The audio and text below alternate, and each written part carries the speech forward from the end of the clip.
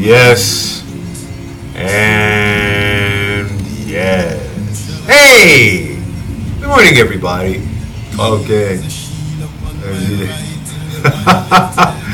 Yes, good morning, Jamie. I see you. I see you. Why would you piss off a DJ, too? They're responsible for the beats. Oh, my God. Anyway, thank you and welcome to the morning show, KTG morning show. And as we begin, mostly with our prayer for the day. It's the same prayer that I have as a mantra. Never remember, you can't pray like this because you don't receive anything.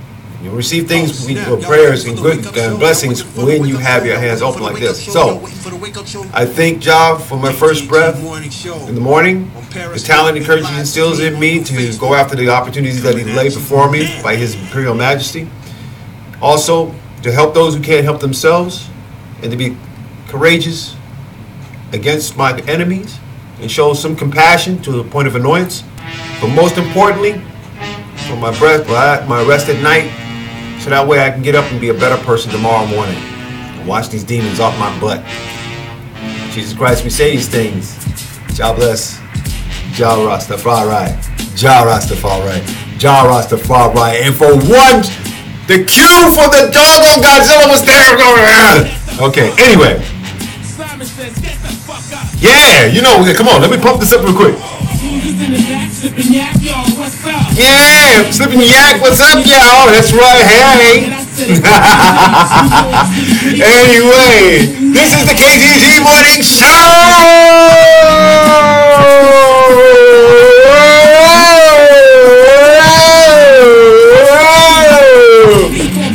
I keep that up, they'll probably put me on a new version of The Wizard of Oz. You know what I mean? Anyway, this is the KTG Morning Show, and I am your host from the most. That's right, from the east to west and the north to the south, the irreversible mouth, the GTR, to the T to the C's. That's the 101 freeway all day. And if you did not know, I'm going to give you the keys, so this way you can open up the door from the corridor. I'm talking about Inglewood, Crenshaw, Baldwin Hills, Leimert Park. You got to get no pass, Jack. Downtown LA, Watts, Compton, South Pasadena, East LA, bring it up to Asgard. Y'all know y'all be loading around, and that's how y'all be bound. Booyah! Welcome to the KTG Morning Show. That's right. I got my average half afro today, so I'm wearing my butt. Yeah, I washed my, yes, I am Raz. I wash my hair. I keep it buttoned up like this and so forth in case I got to, like, you know, throw hands like this. Like that, you know what I'm saying? Or if I have to sneak one in you and so forth, it's called a sucker punch. Boink. Boink. That's a sucker punch. Okay, so keep an eye out for the sucker punch because I'm going to show you some sucker punches today. Now, first and foremost, let me give props to the people who basically helped me out here, which is the Latino Chamber of Commerce of Compton. Needless to say, they help everything, these big things happen here. Okay, small businesses and everything, they're non-profit just like I am. And yeah, right here on YouTube, right here. If you can't see that, I'll make sure you get a 3D on it. All right, there you go. Boom, bam, smack. There it is. All right, cool. Also, from a small grant from the RWA Foundation and whatnot, thanks Dr. Proctor and oh my God, Christy. Thanks so much for your assistance. Everything is still working. I need a new mic stand though. I'm gonna have to apply for a new mic stand. If anybody knows of a short mic stand they can give me that sits on the desk and everything, by all means, let me know through our email at ktng860am@kgmail.com. It's right there. It's right there on, you know, that right there on the top. Right there on the top. Excuse me. Early good morning to Tina Hightower. She's a fave. She's a fave, babe. That's right. Everybody loves what I do here. I'm just such a bad influence on everything. Yes! Bad. I'm just bad. Anyway, thank you guys for tuning in and watching and seeing how we do stuff and whatnot. I see how we do stuff around here and everything. Independently owned, never out there doing whatever. But the main thing and so forth is that we promote a lot of music, a lot of venues, and a lot of everything here. Now, if anything, you guys want to be subscribers and everything, subscribe to the YouTube channel here at the KTG Morning Show. Become a viewer, join in the conversation, say something, send me some love. How about that? Okay? Send me some love. Anyway, I gotta bust in with my favorite joint called What the Hell Happened to My Ass? All right, so here we go. 4 months ago, at the hut, right? And we got a situation. I'm not saying that you're not allowed to have friends and anything, but ladies, I tell you this now. If you got three friends that you are tight with and everything, keep in mind, ladies, that 3 is a coven. Because one of them is going to feel like they ain't getting enough love from the main one. And if the main one is the matriarch of that little trio and so forth, there's going to be jealousy. Or, for that matter, darkness. I like that. How about that? That's some crazy shit. Alright? But check this out, though. Okay? Now, knowing stereotypically that you guys just don't get along too competitively in any sense of the word. You might say, oh, that's a nice person. Oh, that's a nice person. But man, you guys are vicious. My God. Come on. Just like black widows, man. You have a mate, you eat them. Okay? Here's the situation. This big fat chick named Brandy, right? Big time moocher. She pimps everybody in the freaking building. Alright? And so she admits to her boyfriend that, yes, I am an addict. Now, there's a difference between a junkie and an addict. But there's no difference in the applications of the drugs that you use and choose to do. So, because she's an addict, and I told her, I said, look, you're going to keep on going down this road, and you're going to wind up being the hotel hoe. As of, let's see, yesterday? Yeah. She became the hoe. She became the hotel hoe real quick. Now, I don't hate to use foresight on this stuff and everything, because I know practical knowledge and practical experience teaches us how to have and use foresight correctly. It simply means this, people. It simply means this. That if I sit there and I say to you, you're going to wind up in the alley somewhere, giving somebody oral sex and whatnot, just because you gotta fix your addictions, that's where you're gonna wind up at. Not is because it's because it's a curse or anything like that. It's because I see the same patterns of things that people do all the damn time. If that is your pattern, guess what? This is where you're gonna end up. Okay? That's where you're gonna freaking end up. So Brandy, I got nothing. I gotta wash my hands off of you, kid. All right? 24 years old, and you want to be a meth addict? And now you are sleeping with, your boyfriend is sitting there an angel sitting there oh my God, what do I do? It's simple, dude. Drop her like a bag of wet rocks, okay? Straight up. That's what you do. Let her go and have her little adventure. And when she comes back to you and so forth, she's going to be about 100 pounds lighter. Yeah, she'll look like a model then. Blotchy skin and all, okay? I can't understand why black and brown people, y'all, we are natural to this earth, okay? Get it. Anybody that's a person of color is natural to this earth, okay? You are a natural essence of this earth. Why are you putting chemicals in your body? Okay? Chemicals do not work, okay? It even shows you that in the freaking Bible, okay? And I'll repeat it for you slowly so you understand. God is perfect. Man is not. Man made whiskey. God made pot. Do we get this now? Moving right along. Dirty Rotten Scoundrel Report. Craig Cromwell, yes, my Dirty Rotten Scoundrel.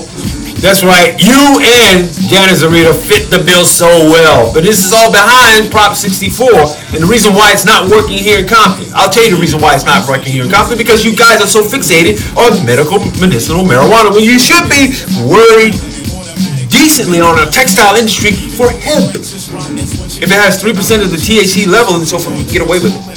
Okay? That means that you can smoke a whole field of it and get one big headache. Does not matter.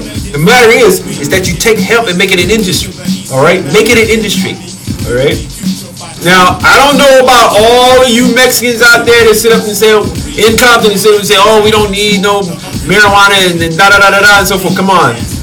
Listen to the song La Cucaracha, alright? And then get back to me why there's marijuana in the damn song. I'm serious. That was the first song. That's the first international song with the word marijuana in it, okay? So, I don't want to hear it. Alright? I don't want to hear it. What I want to see is a measure passed that allows medicinal marijuana to be sold as well as recreational marijuana sold and regulated. Not dictated to. Because according to what Compton wants to charge, instead of the national, instead of the federal and state rates of 15%, these guys want to charge 25%, which is straight up robbery. Straight robbery. Now already, you got the nickel and dime system that already exists here. All the way from Marvin Hunt all the way down. But truth be told, let me go back to the Janice Arena. Truth be told, old girl had a restaurant and a weed shop. Her ex-old man and her basically got into it because he had another fling on the side. Okay, he had a side chick. Then she like says, okay, well, you know, I'd rather see all of it gone than none of it gone. Okay? Jana. Where's my boy? My boy needed a crane to hump you, okay? There's a whole lot of booty on that woman. Alright? District council woman or not, alright? So, call the tale, call the whale what it is. I call it like it is, people. I don't shirk nothing. And if you got problems, come on, challenge me. Here I am. I ain't got the best equipment in the world. I ain't got the best of everything, but I got what I got, and it works very well. Okay. Yes, I am the Mad Hatter. Okay, now, as you know, I've been promoting. Back to Craig Carmel for a second. Yo, dude, if you got vested interest in marijuana shop, divest about it and invest. Be a smart person and invest in hemp industry and industrial hemp. Okay, this will save Compton a lot of jobs, people. You'll have a more favorable experience with it, and it won't seem as bad. Okay, it might help the ozone and the air quality control out here. Really. But, of course, nobody hears the screaming man on the top of the hill until he's the last one left loudly laughing. Vindication! That's right.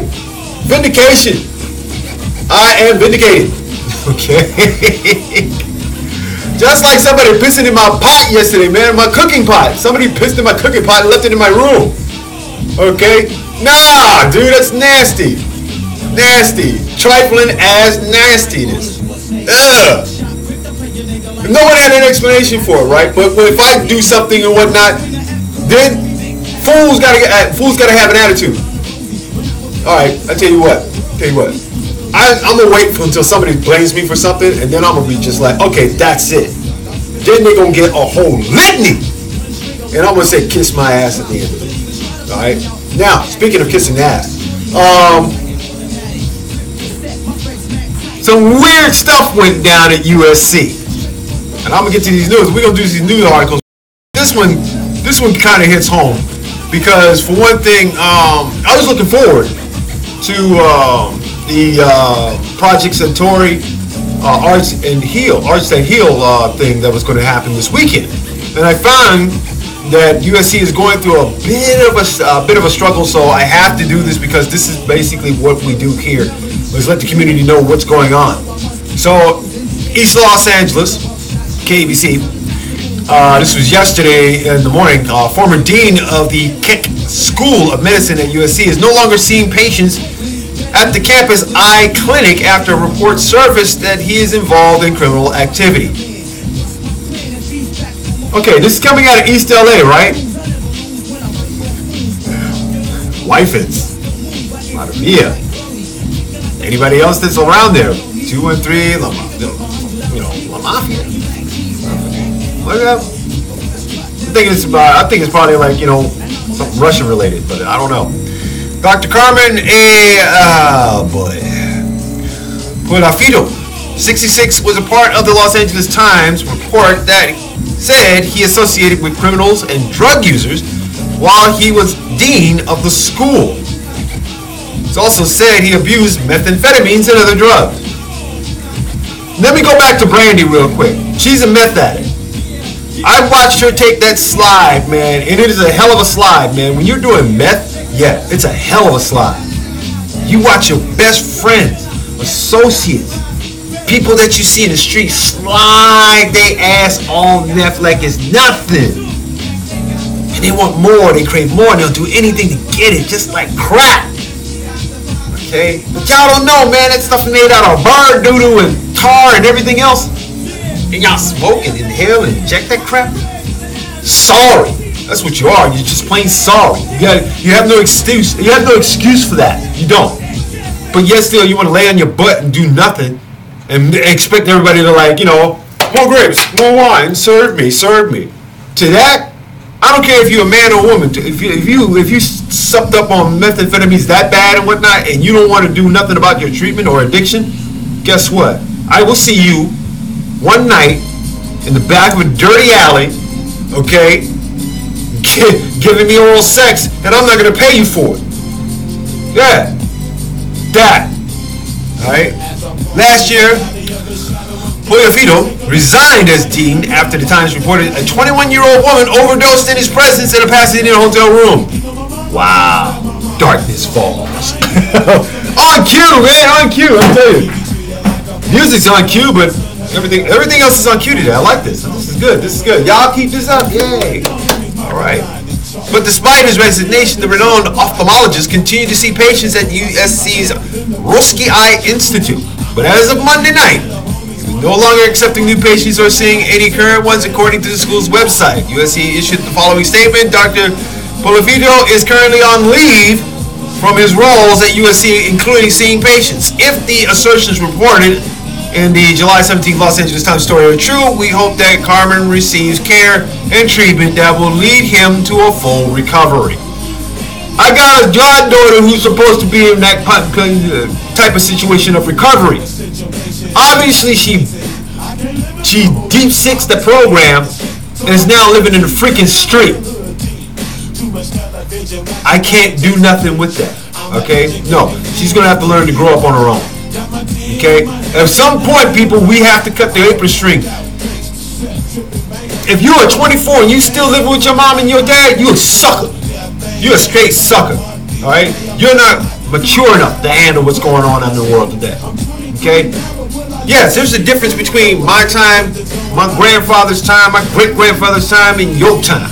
And the future of this nation's time. Okay? Problem here, people. Problem here, and I say this emphatically. The problem here, people, is that these times may be different as we step into the future, but the times of our past and so forth define who we are to make the present that much more prevalent. And if we tell you something, if you guys ain't trying to listen, fine, step into your dog doodle. Please, I will be happy to take these chopsticks and stir you up with them.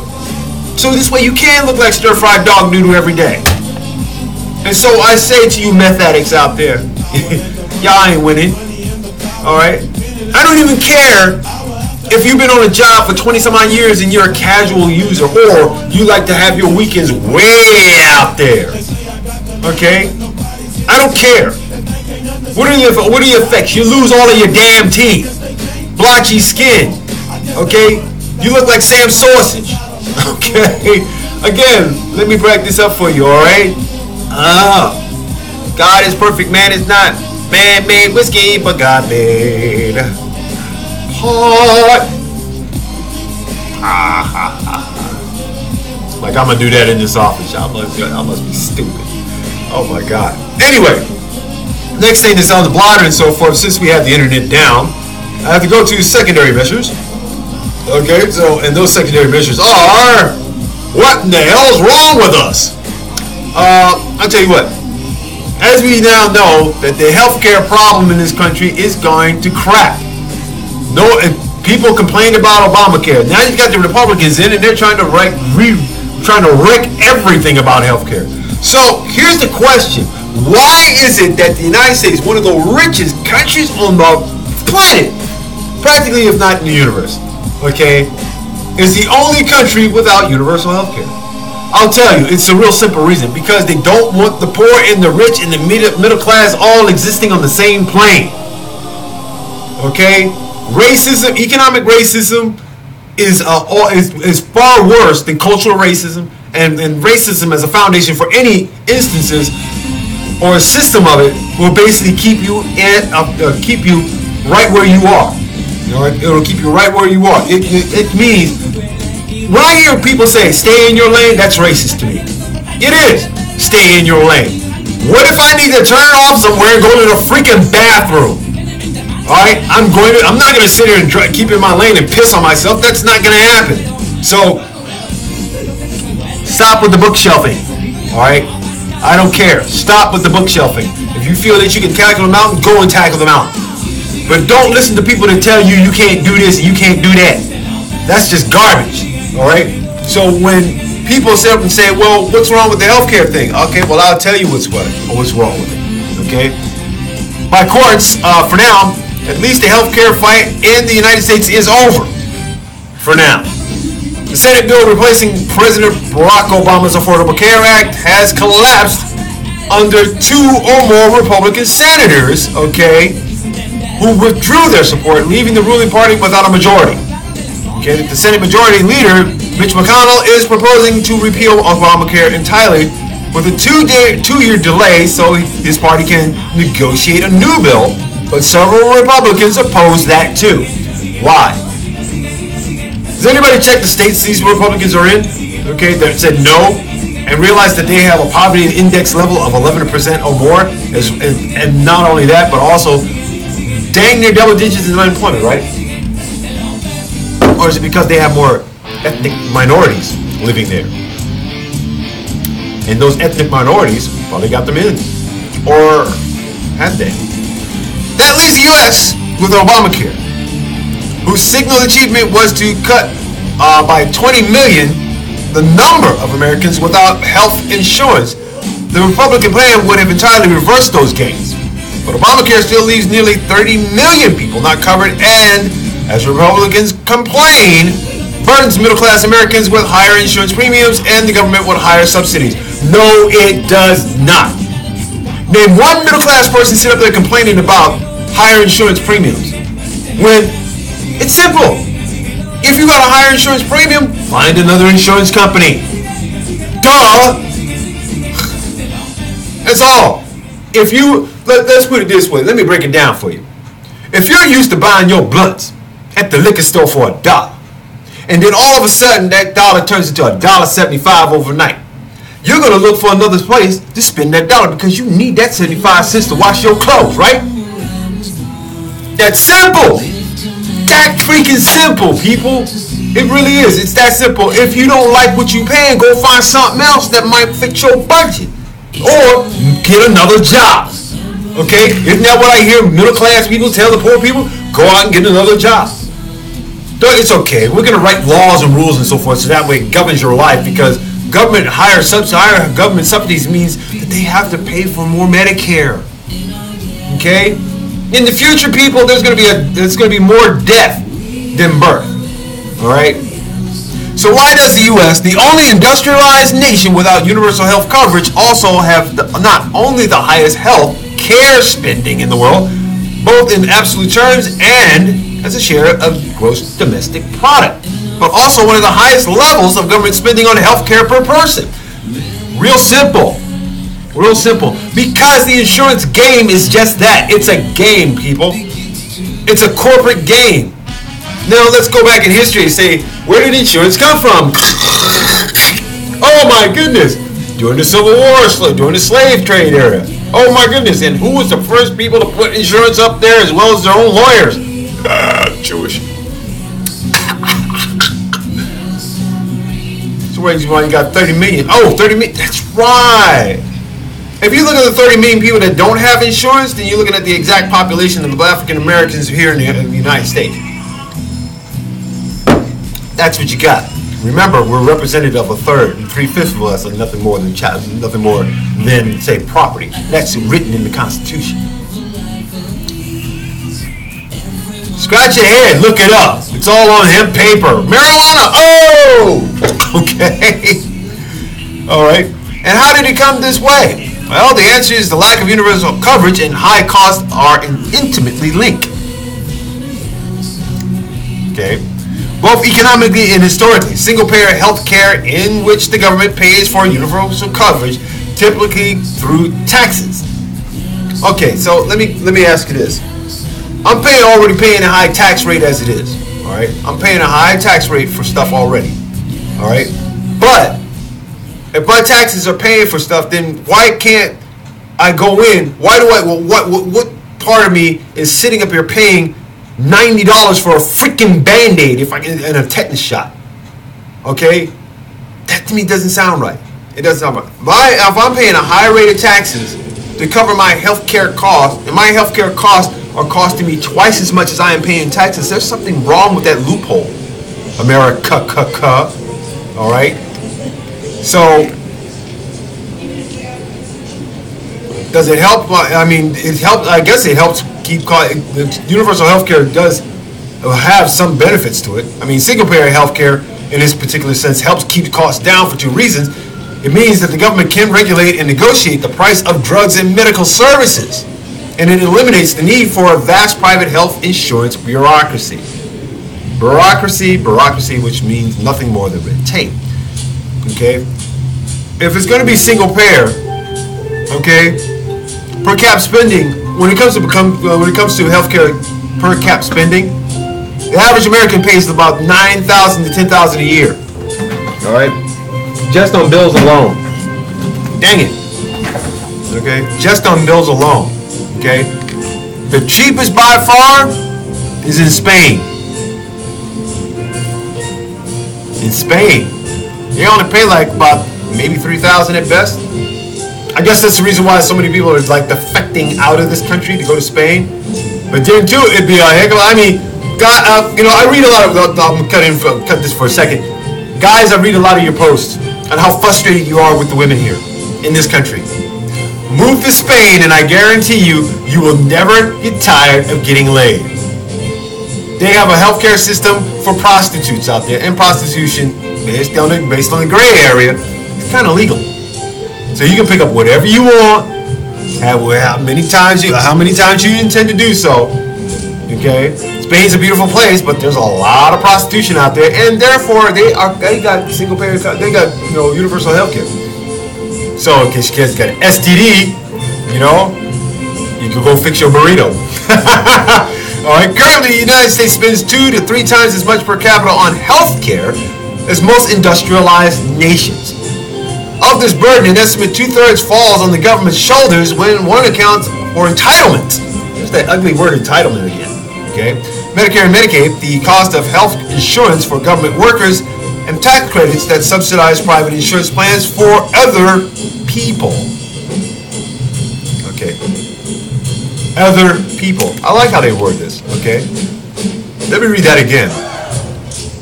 Tax credits that subsidize private insurance plans for other people. Most Americans have publicly funded health care, either in full or in part, says David Himmelstein. Not Frankenstein, Frankenstein. Okay.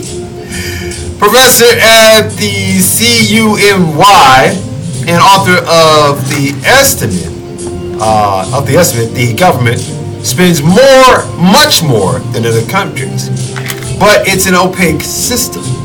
The government's role is mostly to subsidize the astronomical costs set by the for-profit market. Okay, if you don't understand the for-profit market, it's quite simple. Don't go to the dollar store and buy aspirin. Go to, say, like one of your ritzier places, like, Food for Less. See how much your medication is there. Go to a pharmacy and see how much they're going to charge you. Go to a hospital and see how much they rape you for. Don't call the EMTs, because that's $1,000 to ride from your place all the way to there, and it gets put on your hospital bill.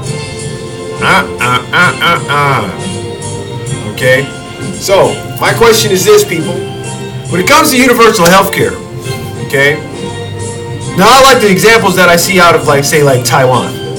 You go in, say if you got a prick in your finger, out here, it's going to cost you close to $50 to $90 to get a Band-Aid. In Taiwan, 30 cents. What's wrong with this picture? What is wrong with this picture?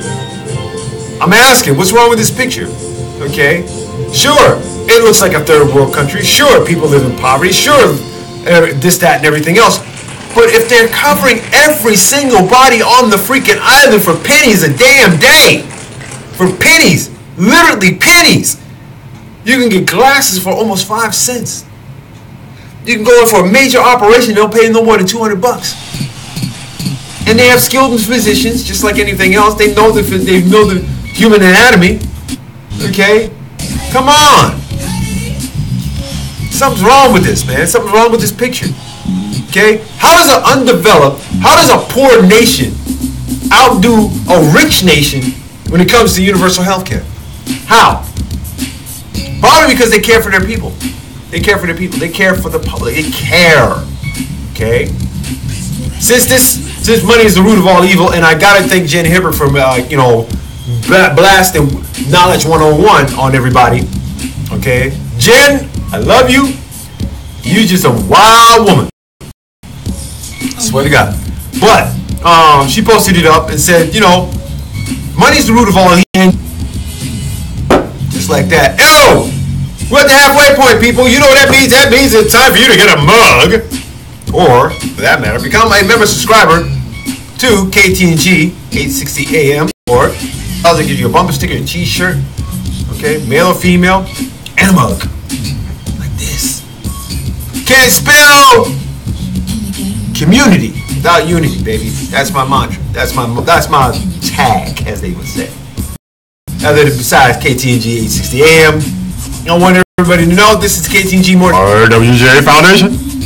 Thanks for long, guys. It's working. It's working. It's working. Meanie. All right. People are like, listen to the show. Okay, so there's an article entries when it comes to the quality of its health care. Okay, you can't get quality. It's still going to cost you it's still going to cost. It's probably even a ride to the hospital will probably cost you cheaper than that. Be no more than a taxi ride. Okay, at best $32. Getting to the hospital, getting stitched up, and having your appendix exploded, should $70, right? And the doctors are paid by the state. Guess come on, give me some light. Give me some love. Ow! Dang it! Oh, there you go. Jeepers creepers. I swear. I don't know what happened yesterday. I guess I didn't have that happen to me yesterday. I don't know. Okay. But, fact of the matter is this, people. Fact of the matter is this. If we only had insurance on property items, yes, I can see that. Sure, you can pay into that. And that might cause you to have a higher premium because of the rate of depreciation. Okay? The rate of depreciation is the second you take it off the lot to the time it goes past the point of expectancy or residual burnout. Okay? And when insurance companies realize that people don't need insurance, that might start a revolution in itself altogether. Think about it, people. We can start a revolution against the insurance companies to remodify their insurance policy on things and not people. People should be covered, yes. Okay, people should be covered, yes. But what for? You put all that money into that crap and whatnot, you die and you still got bills. Okay? Still got bills following you. And by the time the insurance pays off all of that, what are you left with? Maybe a few grand? That's going to go to some wayward nephew or brother or sister or kinfolk only for them to blow it? Pretty much. And that's why the insurance companies don't pay out at 100%. Think about it, people. Okay? As it goes on, the story goes on, it was at one moment, okay, it says Karen Palmer, professor of health science at Simon Fraser University, but rather a series of decisions, turning points, and cascading events. Though, until World War I, there had been some attempts to socially liberal governments to follow the examples of Germany and others. They were met with opposition from doctors, insurance companies, businesses, and even some conservative labor organizations, which considered state-sponsored healthcare paternalistic and unnecessary. Labor unions also worried that it would weaken their own bargaining power, says Palmer, as they were otherwise responsible for getting their members social services. But the root of the current system, Palmer says, can be found in World War II. In 1943, President Franklin D. Roosevelt, okay, whose great-grandson, okay, is the author of the Shah of Iran's coup, all right, imposed an effective freeze on labor wages. And companies started offering health and pension benefits as a way to retain workers instead. This was the beginning of employer-sponsored health care, though there was no government mandate to offer except in Hawaii. Unions began negotiating the benefits as a part of what they could to obtain for workers. The rest of the population wasn't covered, but it meant the unions didn't put pressure on the government to create a public health system. Why? Why? If the unions were strong like they say, SEIU, okay, then you wouldn't come up, we wouldn't be in this crap right now. Another turning point, Palmer says, was the exceptionally successful campaign by Clem Whitaker and Leon Baxter, the founders of the Campaigns Incorporated, the first political consulting firm in the history of the world.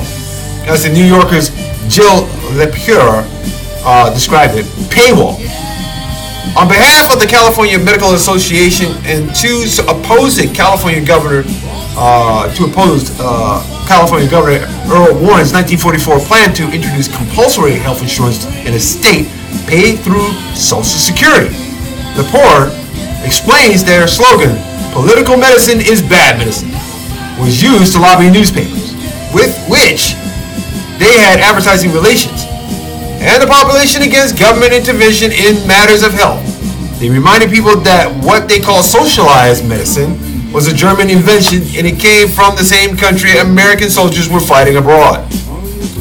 Economic racism. See how that works? Oh, we don't want to be like them. We don't want to give everybody universal health care. We don't want to make sure all of our people are healthy. We don't want them to come into the hospital and pay dirt money for it.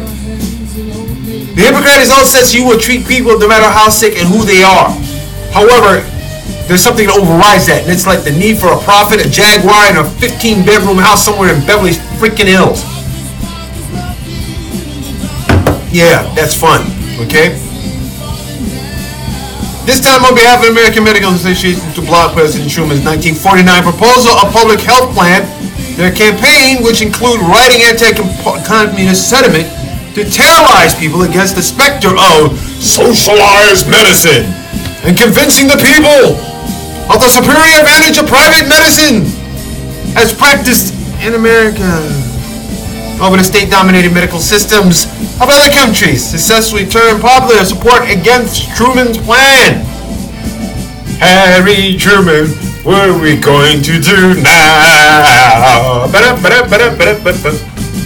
This rejection of universal health coverage as a form of collectivization or Bolshevization, says Theodore Brown, a professor of the public health and policy at the University of Rochester, had begun several decades before the 1910s. In 1910, right-wing politicians, medical professionals, and representatives of the right-wing, Republican, right-wing, Republican, right-wing, Republican, okay? Medical professionals and representatives of the medical industry opposed attempts to broaden national health coverage on the grounds that it was Soviet-inspired concept. Oh my God! Here we are again with the same thing. Now it's like some odd thousand years later, and now we have the same issues with Cold War issues with Russia as we did before. The Peace Prize winning economist Paul Krugman considered paywall politically unfeasible. The result is that American doctors and the medical industry benefit from a system that pays them significantly more than doctors elsewhere. Although taking into account the cost of medical studies in the United States, their standard of living isn't necessarily that much more higher. So how in the hell are these people able to make $100 grand a year, okay, and not pay their fair share? Okay, how? Contrast with this, with Britain, which in 1948, as the country was patching itself up from World War II, introduced the National Health Service. The reform was proposed during the war and was based on the principle that health care for salary workers and their dependents needed to be provided by the state, as it was coming from the businesses. This request led to the Labour Party found an ally in the UK's need to guarantee the survival of the number of voluntary hospitals that had been opened during the war and risked failing without government support. No Labour, no party throughout, however, quote, if there is one overarching explanation, unquote, for the reason why the United States doesn't have universal health care, is that there hasn't been a labor party in the United States that represents the working class. So now we're going back to now we're in a caste system, a class system, which has always been the case since 1964. Okay? You guys are not seeing this, right? Why is it that everything change? No matter how we change things, it all stays the same. Okay? The rich get richer, the poor get sick and they die, and they die. Okay? That's just the way. That's the way. That's not universal law. Okay? That is a social law derived from its own prejudices, its own racism, and its own foundations of hypocrisy. Okay? It is the core value of the Labor Party to bring social solidarity. The Democratic Party has ties with unions that include those who believe in European-style welfare policy, but it always has a strong pro-business soul, which prevented it from focusing primarily on the needs of the working class. One reason no true Labor Party has emerged is that no large portion of the United States society considers itself quote-unquote working class. There's Bruce Vladeck, a researcher with the Mount Sinai Medical Center, noted in a 2003 paper in the American Journal of Public Health, in the United States, everyone self-identifies as middle class. Therefore, the labor movement isn't large enough to demand welfare reforms such as universal health coverage. Who said I'm in the middle class? I can barely eat off of $60 a month. Jeez, people, that's a freaking lie. Further, Brown says the labor movement is fragmented, containing a range of views on both healthcare and on other issues. The wide-scale demonization of socialist ideals took place within the labor movement too, which progressively moved to more the center. What center? I mean, is it like, you know, what? I don't know. What center? We're talking about the center of an Oreo cookie, because obviously it's getting kind of hectic. Okay? Even in the progressive eras of the President Kennedy and Carter, while there were some attempts to pass universal health care, none was successful. They were blocked by the American Middle Classes Association of Public Programs with Charity, as well as by then powerful insurance and medical lobbies dedicated to opposing not-for-profit care. Inequality and segregation have always played the role. The lack of universal health care coverage tends to be the hardest on racial minorities who, being more likely to be poor, are more likely to be on welfare. The Atlantic's Van Newkirk notes that the battle for black civil rights and the access to health care have historically been close. Okay? The introduction of the 1965 Medicare and Medicaid government insurance for the poor and the elderly, respectively, struck a powerful blow against segregation, since it channeled federal funds to hospitals and thus, under the Civil Rights Act, passed a year earlier, banned them from discriminating on the grounds of race. I just read that. What I tell you, that it's been going on since 1964. Okay? Do your research. However, African Americans are still most likely, to be uninsured. Why? Because of the stigma of insurance, people. We were property. I don't want to be somebody's property for nothing. Okay?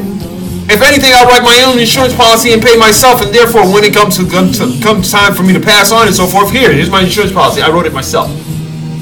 Okay? According to the Kaiser Family Foundation, as of 2015, 12% of the black population and 70% of the Hispanics were uninsured, compared to 8% of whites, paying more for less.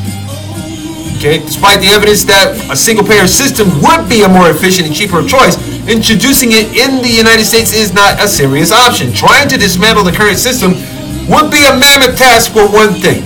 It would cost a great many jobs. Health and life insurance companies employ some 800,000 people, and yet more employed by the medical industry just to deal with insurance companies. Though other savings from eliminating them could be invested in retaining those people for other professions, it would be difficult for any party to convince voters that it's a necessary step. You know something? It's a hard sell. It's a hard sell. Why? Because people are now watching the Illuminati inside the White House. Come on, you guys are seeing this shit happen left and freaking right, and all we're doing is protesting. We need to be paid for protesting. Bottom line is this: universal health care is the ideal thing. Unfortunately, you have over nearly 1 billion people working in this industry. Okay? You cut them out of their jobs, what are they going to do? You're going to form a subclass under poverty. Okay, those people who have worked hard on those jobs, and if we killed the insurance company, if we killed the insurance agencies on human health, on human health and like that, people should not get insurance until they're in their 70s. How about that? Because between that time and your 50s and your 60s and whatnot, yeah, guess what? You're getting old. Okay, you're getting old. Insurance should be laid out for people who are in their late 60s all the way up to 90s.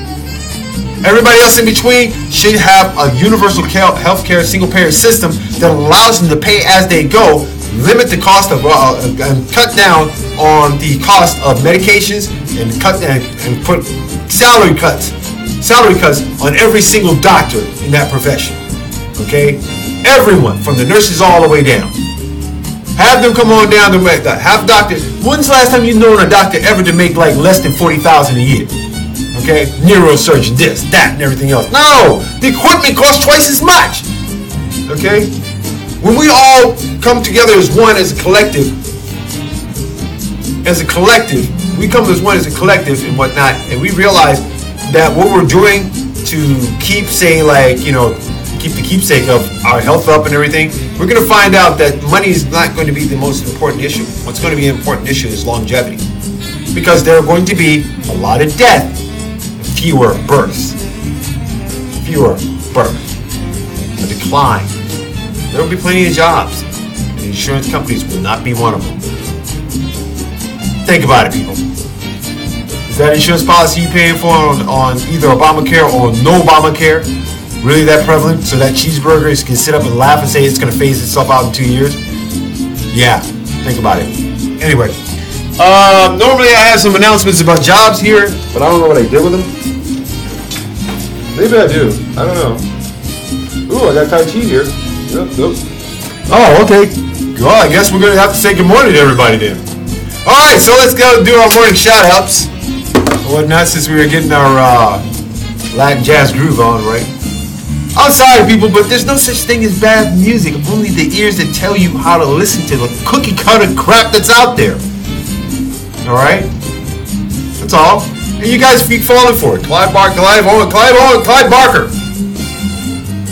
don't know. Clive Owens? What are those Clive brothers? I don't know.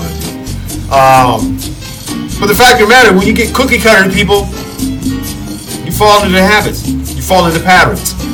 And when you fall into your patterns, you don't see how you can change the universe by taking a step in the other direction. Trust me, you are going to fail. I watch it happen a lot. Trust me, I watch it happen a lot. Alright, let's say good morning to a whole bunch of people here. First, I want to say happy birthday to my brother, my evil twin brother, D-Lo. It's his birthday today. Happy birthday, my man. Good morning, shut-ups, and so forth, to Frank Diaz and family. Good morning. How are you guys doing? I'm so glad that you're still with us, my brethren. Saya, Lion, I know you listen. If not, you better be in school. Alright. Jamie Manton, probably one of the most prolific chatters on Facebook right about now. So we've got this thing going. I'm going to see if I can break away for some time so I can work with Jamie on some universal things that we can work on as far as helping humanity. That's going to be good. Chad Boba, good morning. Dr. Nigel Daring, John Rastafari, good morning, sir. D. Nicolette, oh, good morning, you beautiful woman. CJ Morena, good morning. Lovelace Derek, good morning. Gabe Rosales, good morning. Adonis Woodward, good morning. Okay, Nikwata Bisa Rootsby, good morning. Grime Time, good morning. Gloria Anderson, love, good morning. Who's this peeking down here? Let's see. Let's see. Okay, cool. Good morning, Paul. Martin, good morning. Debbie, Jennifer. Good morning, George Swift. I didn't forget you. Let's see. Good morning. Yuka Masuda, Tanaguchi in Japan. Ohio. My people in China. The birthplace of marijuana. Believe it or not. The birthplace of him. Marijuana is in China. Yeah. Ni hao. And how. Let's see. Good morning to all of my Tai Chi class. We were meeting this Saturday at the library. So you can reach us up there at the Central Library in downtown LA. Alonzo Yabra, good morning. Francisco Martinez, good morning. Loco GK, good morning. Scott LaRock Jr., good morning. Nina Henderson, good morning. Chuck Freeze, good morning. Bonita Tigers, good morning. Maximus DeMantis, good morning. Corey Havoc Malloy, good morning. You know who you are. Good morning to the crew of the Latina Chamber of Commerce in Compton, the real one. And good morning to all of my enemies who I am going to take my bottom shoe and slap the crap out of you just for the sheer fun of it. And let's see who else is having good thoughts and good things happening with them today. Whoa! Into the darkness. Slipping into darkness. Oh, yeah, there we go. Diana Castro, good morning, crazy bunny. Okay, Keith Sparkman, good morning. God see. And, oh, Diana Glutz. Tony B, good morning. Keith Morgan, good morning. Treasure Burrell, good morning. And I guess for the most part, you guys all have having birthdays and whatnot today. So happy birthday to each and every one of you. Okay, love is the word, peace is the game, and grease is the name. Especially if you're like, trying to get your pants on and you're too big. All right, but I'm not doing it. Deborah Coco, good morning. All right. Zulu Nation, Universal Zulu Nation, good morning. Dante the Scrub, good morning. Oh my God. Let's see, who else can I say good morning to and have fun with? I guess that's pretty much it, because I got to bail up out of here. I got a lot of things to do, and try to make this a good day. But most importantly, though, people, there are going to be times when you're tried, and there are going to be times when you're tested. There are going to be times when you know you have stated what is right. And though it may fall upon deaf ears, all you have to do is sit back and wait. Because redemption is karma's boyfriend. And they walk hand in hand. I guarantee you this. Joshua Carrasco in Florida. Hey, yo, if anybody in Florida sees who the Nook Nick was that heisted my boy like that and everything, turn his ass in. If not, beat his ass first, then turn him in. Because you just do not. And you don't listen the first time, I'm going to be the last person you talk to and admit that you were a complete fool. Idiot. Dumbass. Alright? Straight up. Don't want to listen. Don't go ahead. You ain't got to listen. Not at all. But when I see stuff happening, it happens. Alright, people, I'm out of here. Remember, don't let nobody take you out your shine. Because happiness is here. It's not a destination nor it's a path. It's how you emanate. That's how you do it. All right?